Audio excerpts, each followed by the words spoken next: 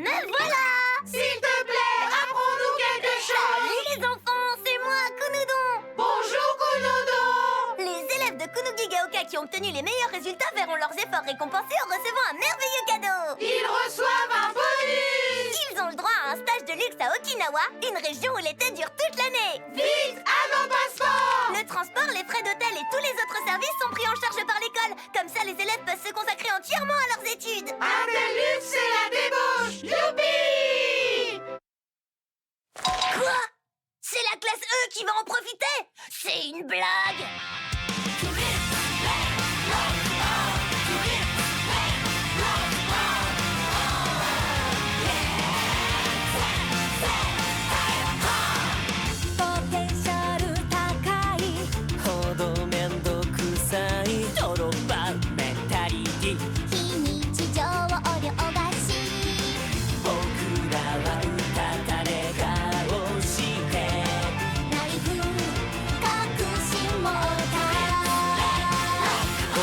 けばきっと誰かやってくれるとどこか他人事だっただけど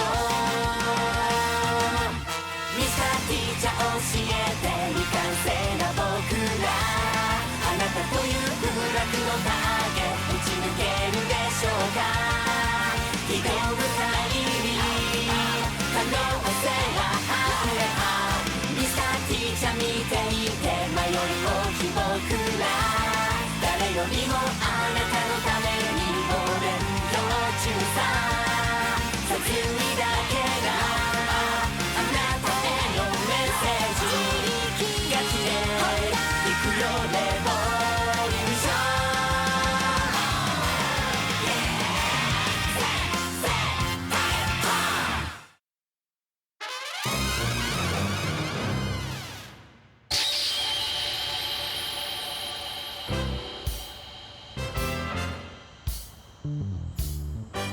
Ah, t'as vu ça?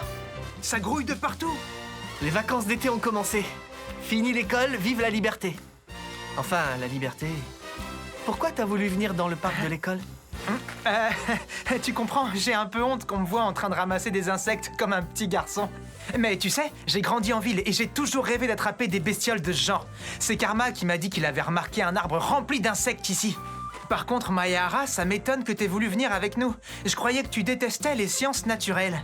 Notre prochaine tentative d'assassinat aura lieu sur une somptueuse île tropicale. Mais pour partir vers cette plage de rêve, il nous manque un élément important. Ah bon? Quoi? De la thune! Si on veut réussir à séduire les bombes en maillot, il faut qu'on ait du pouvoir d'achat.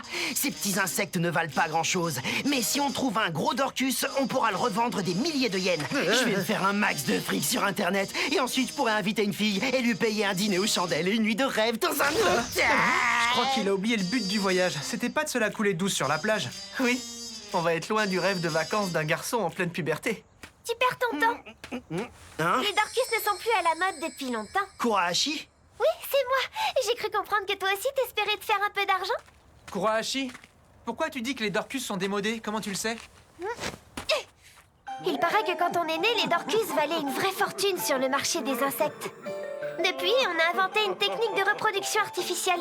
Il y en a tellement que les prix se sont effondrés.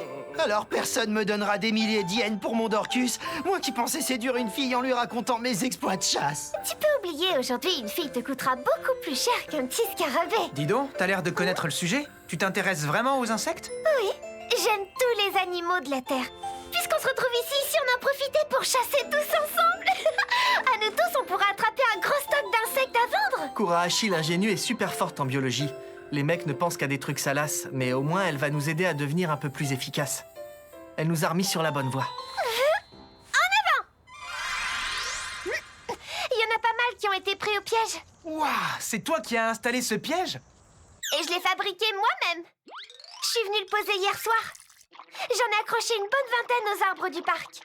Avec un peu de chance, on pourra se faire au moins 1000 yens chacun. Ce serait pas mal comme argent de poche pour les vacances. J'espère que je vais attraper le spécimen que je cherche. Ils sont pas du tout rentables, tes pièges. Ma pauvre, t'es indigne de la classe E. Okajima? Tu crois que tu vas aller loin avec 1000 yens pour 20 pièges? Moi, j'ai posé un piège qui va me rapporter au moins 10 milliards de yens. 10 milliards, vraiment? Mais oui, comme on a prévu de l'assassiner sur l'île, cette face de poulpe ne se doute de rien. Il a relâché sa vigilance, c'est le moment idéal pour le frapper. Voyons voir s'il est... Oh, regardez, ça a marché. Il est tombé dans mon piège. J'avais disposé toute une pile de revues cochonnes. La vache! Lui qui est si rapide d'habitude, il bouge pas d'un poil tellement il est scotché. En tout cas, ça a l'air de lui plaire, ces magazines. Et il s'est déguisé en scarabée. Il aime le cosplay maintenant. Il croit passer inaperçu dans la forêt ou quoi? Il est pathétique. Sur chaque montagne, il existe un repère secret. Le sanctuaire public des revues coquines. L'enfant y découvre un jour tout un monde qu'il n'osait pas encore imaginer. Il y trouve surtout des rêves qui l'accompagneront toujours. Et cet enfant devient adulte et il a le droit d'acheter des revues. Alors à son tour, il vient déposer du rêve pour les autres. On tombe pile au bon moment, vous allez m'aider. Avec notre pouvoir érotique, on va lui offrir un rêve dont il se réveillera jamais. Ça y est, on est reparti dans les trucs salaces. Vous savez, j'ai longtemps étudié ses goûts avant de lui tendre ce piège fatal. Comme je ne peux pas les acheter, j'ai dû me débrouiller pour trouver les revues. Tant qu'il y a des gros seins, le professeur Koro est content. C'est pas si simple que ça. En théorie, ces magazines offrent du rêve. Tous les hommes espèrent y trouver leur idéal. Sur une photo, comme dans un manga, un petit détail peut suffire à déconcentrer le lecteur. Alors là, j'avoue que tu m'épates. Tu lui as laissé des revues cochonnes et tu as observé ses réactions tous les jours pendant un mois. J'en reviens pas qu'un adulte vienne ramasser des revues cochonnes dans les bois pendant un mois. C'est déprimant. En fait, mon piège fonctionne comme le tien, Kurahashi. Le but est que la proie dévore les appâts qu'on lui a laissés jusqu'à l'indigestion. Oui. Je suis un vrai obsédé. Vous avez le droit de me mépriser, je peux très bien le comprendre. Mais c'est parce que je suis un gros pervers que j'ai pu découvrir une grande vérité. Préparez-vous. Le porno va sauver le monde. Bizarrement, il a la classe. Je vais me le faire. J'ai discrètement dissimulé un filet anti-prof sous la pile de revues. Il est absorbé dans sa lecture, on peut l'avoir. Il suffit que l'un de vous coupe la corde et moi j'irai l'achever d'un coup de poignard. Une fois aiguisé, n'importe quel objet peut servir de lame. Peut-être que la lame de la perversion d'Okajima est celle qui transpercera le cœur du professeur Koro. Quoi? T'as pas vu? Ses yeux se sont allongés. J'ai pas cette réaction dans ma base de données. Quelle photo a-t-il regardé? Oh, toi là-bas, je te tiens! Lecanus maculi femoratus, avec des yeux incroyables! Est-ce qu'il a les yeux blancs, monsieur? Oh, tiens, Kurahashi, regarde-moi ça! Il est magnifique, je rêvais d'en trouver un! Oui, il y en a quelques-uns qui rôdent dans ces bois. J'étais à deux doigts de l'avoir. Pourquoi il s'excite comme ça? Cela dit, un scarabée et une collégienne qui sautent sur des revues cochonnes, c'est pas un spectacle qu'on peut voir tous les jours. Lecanus!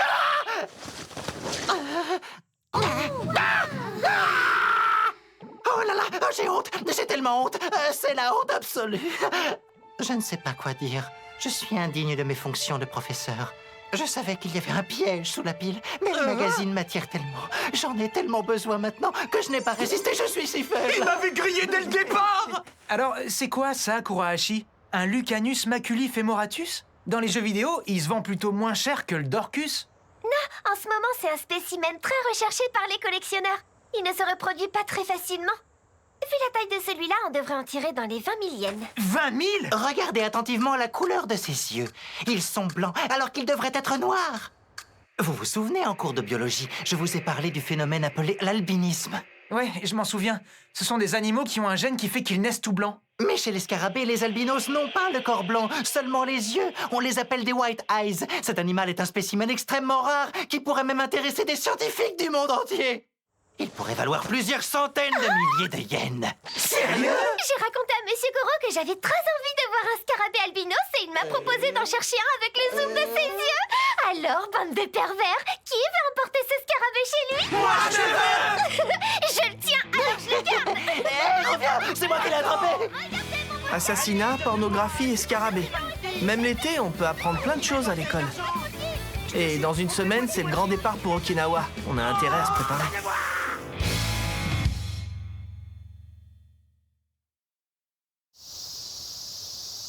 Dans une semaine, c'est le grand départ pour Okinawa. On est en pleine préparation. On s'est tous réunis pour s'entraîner et mettre au point les derniers détails de notre plan d'attaque. Comme je vous plains, les enfants. Ça me fait mal de vous voir transpirer en plein soleil alors que vous pourriez tranquillement profiter des vacances. Vous êtes gonflée, Madame Pouf. Vous ne savez pas mieux que nous manier le couteau ou les armes à feu. La femme adulte possède la ruse. Je vous laisserai mener votre opération sur le terrain, mais ça ne m'empêchera pas de me tailler la part du lion. Tu as un sacré culot d'oser avouer tes intentions, Irina. Maître Lovro! C'est moi qui l'ai fait venir pour qu'il forme les jeunes pendant l'été. Il va leur apporter son point de vue de professionnel et leur donner des conseils sur leur opération. Une seconde de relâchement ou d'inattention et le corps oublie comment assassiner. Si tu ne veux pas être viré du groupe, va te changer. D'accord, j'y cours, maître! Même Madame Pouf fait moins la maligne devant son maître vénéré. Je la comprends. Il faut reconnaître qu'il est flippant, ce mec. Merci d'avoir bien voulu nous aider. Par contre, j'ai rencontré quelques difficultés. Je n'ai pas réussi à joindre certains assassins très prometteurs que j'espérais recruter. Ils ont peut-être eu peur d'apprendre que des professionnels réputés avaient échoué avant eux. Oui, c'est possible. Nous devrons nous débrouiller avec ces jeunes recrues. Et dites-moi, le principal intéressé n'est pas là aujourd'hui. Non, il a appelé pour nous prévenir qu'il prenait l'air frais, quelque part dans l'Everest. Tant mieux, tant mieux. Pour réussir un assassinat, la clé est que le projet soit tenu secret. Alors, venons-en au plan. D'abord, vous lui détruisez ses 7 tentacules afin de l'immobiliser. Puis vous l'achevez en le criblant de balles jusqu'à ce que vous ayez épuisé vos cartouches. Pour moi, c'est assez clair. Mais pouvez-vous m'expliquer la première partie intitulée Attaque psychologique? On va le déstabiliser pour le ralentir dans ses mouvements. L'autre jour, on l'a surpris dehors tout seul, en train de se rincer l'œil avec des magazines porno. S'il vous plaît, n'en parlez pas aux autres élèves de la classe, d'accord? Il a acheté notre silence en nous offrant une glace à chacun. Mais qui promettrait quoi que ce soit contre une glace aujourd'hui? On va le chambrer devant toute la classe pour qu'il ait la honte de sa vie. On a d'autres idées de trucs qu'on pourrait faire pour le déstabiliser, mais on va déjà voir ce que donne celle-là. C'est une ruse terriblement cruelle. Mais le point crucial de cette opération, c'est que le tir qui doit achever votre cible soit réussi. Il faudrait qu'il arrive au bon moment et qu'il soit d'une précision imparable. Vous avez des doutes? Vous ne croyez pas que les élèves soient assez bons tireurs? Si, au contraire, je constate même qu'il y a dans vos rangs 2 tireurs assez remarquables. Ryunosuke Chiba. Il a une très bonne perception de l'espace. Il sait parfaitement viser et il fera un très bon sniper. Et Rinka Ayami. Elle a un doigté très subtil et une acuité visuelle inégalable.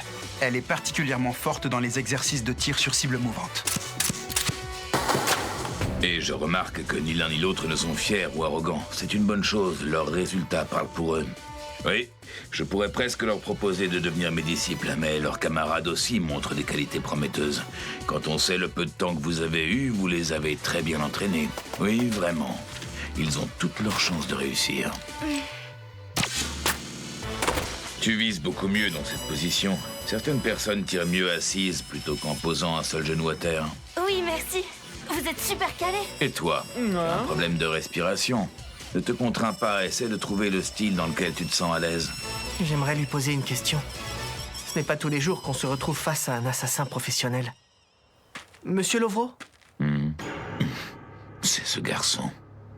Oui, petit? Je me demandais si vous pouviez me dire à quoi on reconnaît le meilleur tueur du monde. En l'observant de près, je vois d'autant plus son potentiel. Et il est curieux. Pourquoi tu poses cette question? Tu t'intéresses au monde des assassins? Non, c'est pas pour ça que je veux savoir. Je vais te le dire. Il n'y a qu'une personne sur Terre qui puisse répondre à la définition de meilleur tueur du monde. Comme souvent dans le milieu très secret des tueurs, personne ne connaît le vrai nom de cette légende vivante. Tout le monde l'appelle donc par son surnom. Un titre qui en dit long. Le dieu de la mort. C'est un être qui est partout et nulle part à la fois. Un être sans cœur et sans pitié. Il a entassé tant de cadavres qu'il a fini par se faire passer pour la mort elle-même. Et d'ailleurs, si vous tardez trop à tuer votre cible, il finira sûrement par venir accomplir lui-même le travail. Je ne veux pas de ça. Il faut absolument qu'on saisisse notre chance sur l'île. Écoute-moi bien, jeune homme. Oh? Je t'ai choisi pour t'apprendre une de mes techniques fatales. Une technique fatale? C'est ça. Tu vas avoir droit à une leçon privée avec un professionnel et tu vas connaître un de ses secrets. Le jour de notre tentative d'assassinat finit enfin par arriver. On est prêt à passer à l'acte.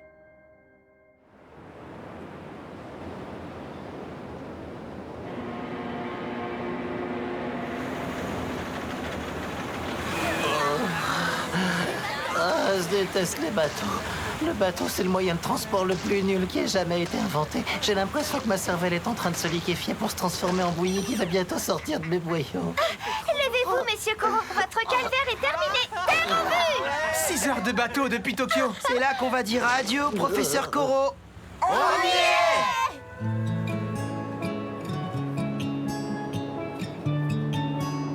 Soyez les bienvenus dans la station balnéaire de Fukumajima. Voilà un bon jus de fruits tropical offert par la maison. Oh, je suis au paradis. T'as vu les couleurs du paysage? Ça fait presque mal aux yeux. La plage privée est au pied de l'hôtel, vous pouvez en profiter. Plusieurs activités vous y sont proposées toute la journée. Je propose qu'on s'occupe de vous savez quoi après le dîner. On pourrait d'abord tous s'amuser un peu, hein, monsieur? On n'a qu'à se répartir en petits groupes, comme pendant le voyage de classe, non? J'approuve. Il y a un temps pour s'amuser et un temps pour s'assassiner. Voilà ce que j'appelle des vacances d'été dignes d'apprentis assassins. T'as vu ça? Il y en a un qui va beaucoup plus vite que les autres. J'ai jamais vu personne réaliser ce genre d'acrobatie. C'est un pilote hors du commun. Eh, c'est de la triche, monsieur Koro. On n'a pas les mêmes capacités motrices que vous. Vitesse maximale mesurée, 150 km/h en plein vol. Finalement, la vélocité d'un avion de chasse dépend uniquement de la puissance de son moteur. Vous essayez d'imiter qui, là? Jiro Horikoshi.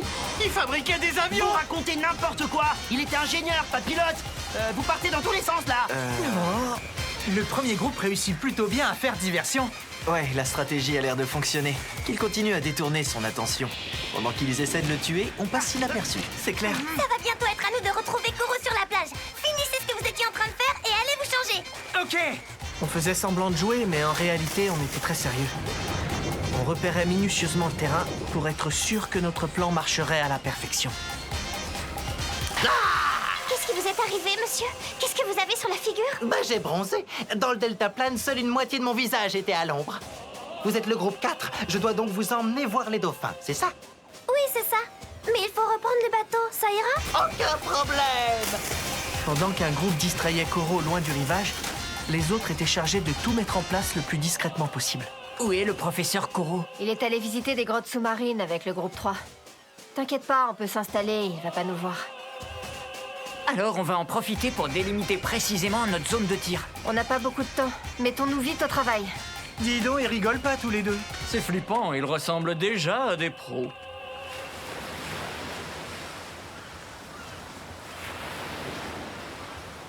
Mais qu'est-ce que ça veut dire? La plage est déserte, il n'y a personne sur les transats.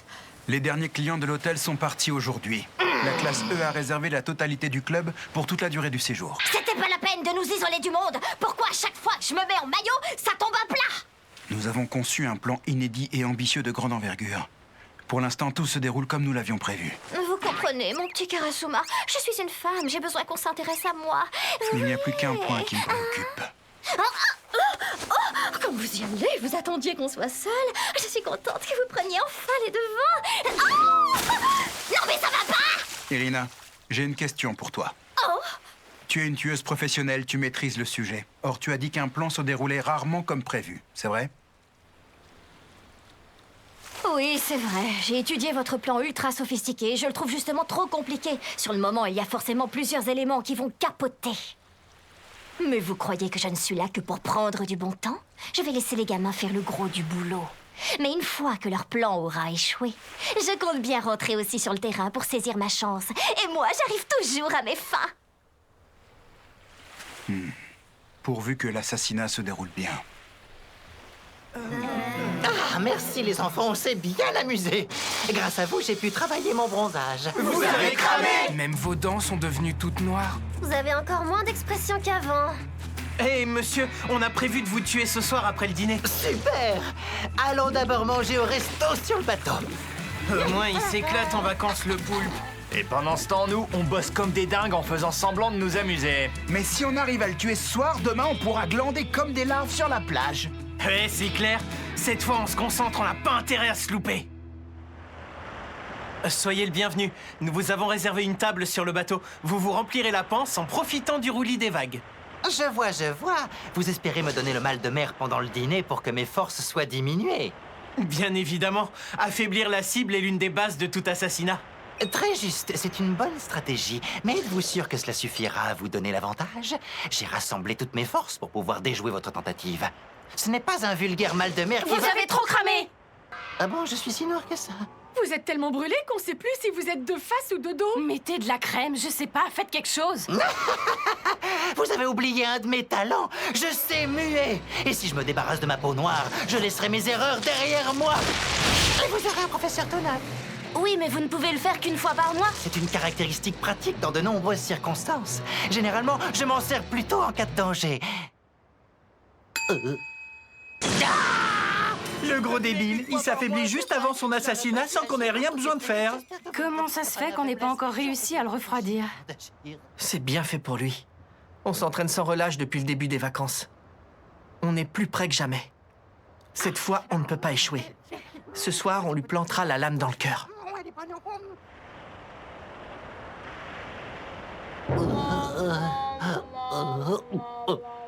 Cette fois, ça y est, monsieur Koro. Vous avez dîné. Maintenant, c'est l'heure. Si vous voulez bien nous suivre, c'est par là. Direction la chapelle sur pilotis, loin du personnel de l'hôtel.